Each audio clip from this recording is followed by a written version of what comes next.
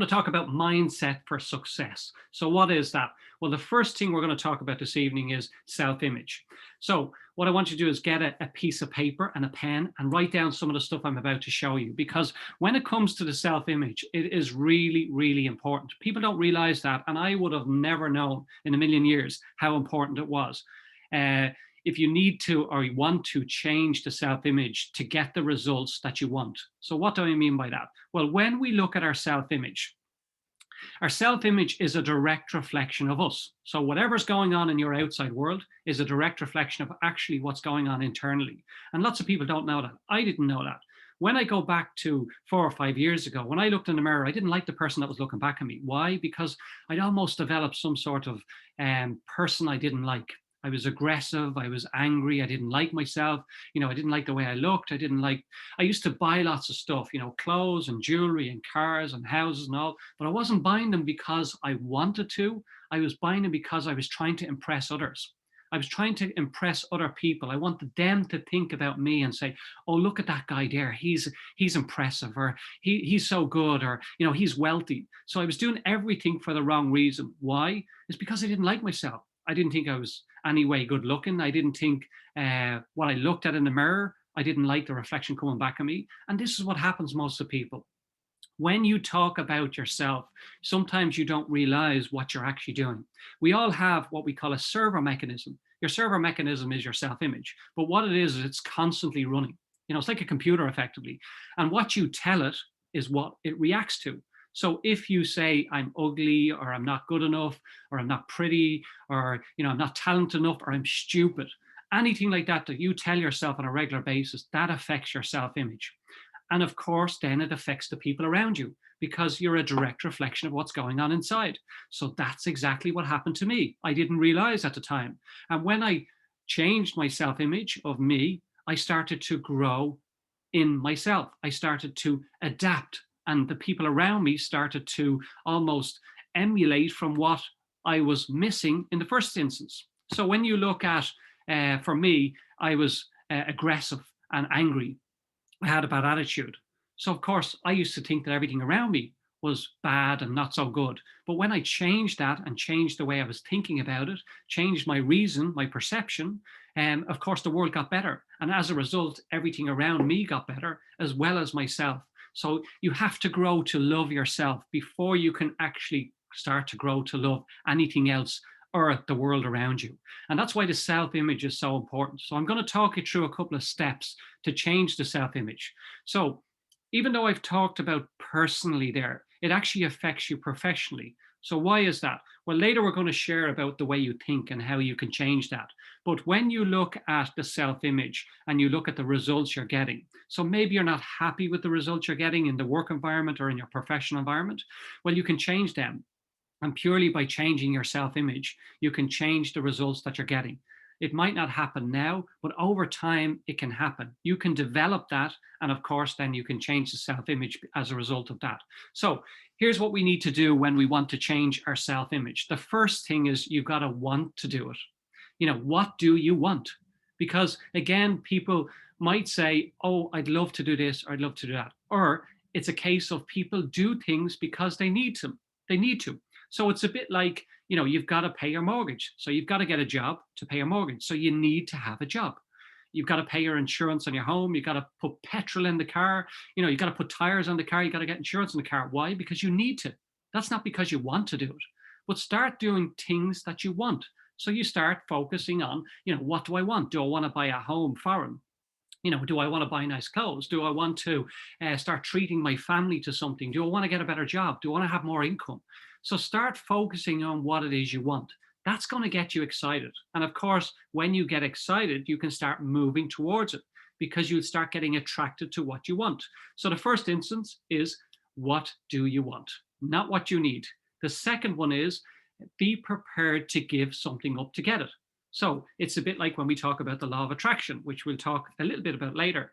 And people think that, they can just sit down and start focusing on what they want and it's going to come to them miraculously out of the atmosphere. But that doesn't happen. You need to decide what it is you're going to give up. I'm not talking about where you're going to say you're going to give up something that's really important. I'm talking about, are you going to give up time? Are you going to give up effort? Are you going to do something that's going to help you bring you towards what you want?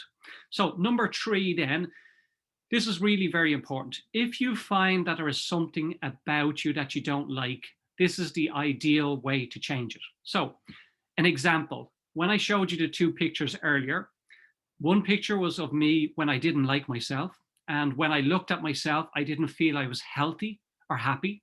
Okay. The second picture, when I look at it, I do see myself as being happy and healthy. So what am I saying here? What I'm actually saying is get both pictures, put them side by side and take one picture of both. And each time you feel like as if something's not going right, look at that picture, put it on your phone, wherever. But the difference is that it will almost instantaneously change your point of view. It will change your mind, your train of thought. Why? Because you look at it and you'll say, I don't want to be that person. I want to be that person. And of course, it will automatically bring you into a higher level of vibration, which is what you're trying to do, to keep yourself in a higher level of vibration to allow you to become a better version of you. 4, imagine the future in the present tense.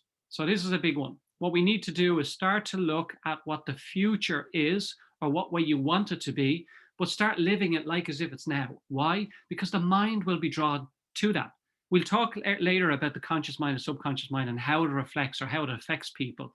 But it'll make sense later on when I tell you about the mind and how it works. But for now, let's focus on whatever you want. So if you want a new home, or if you want a perfect family, or you want a perfect partner, if you want a sports car, whatever that is, start focusing on that right now.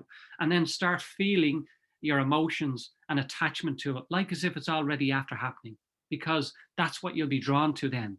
You will create it. And the reason why I say this, it's almost like somebody winning the lottery. And you always find that within a very short period of time, they lose everything. All the money is gone. Why? Because they haven't known how to become adapted to it. So therefore, it's completely new to them and it almost goes pear-shaped.